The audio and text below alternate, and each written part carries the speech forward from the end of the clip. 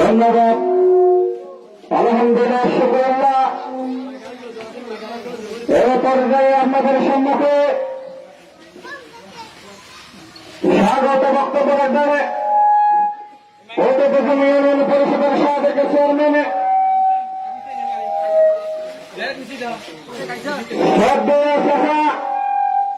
জনাব আলহাজ মৌলানা শফিউল আলম এবে।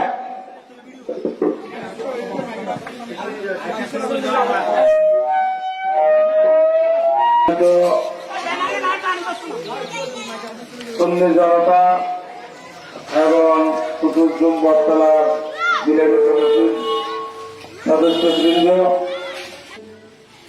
এটাই প্রমাণ করে এবং জশ্নে জুলুস 12 রবিউল আউয়ালের পূর্ববাদ, অর্থাৎ এই খবরে মানুষকে দেওয়া হয়েছে যে আগামী 12 রবিউল আউয়াল জশ্নে জুলুস কুতুবজুম বড় মসজিদ থেকে বের হয়ে আমরা হানাকা শরীফে যাব।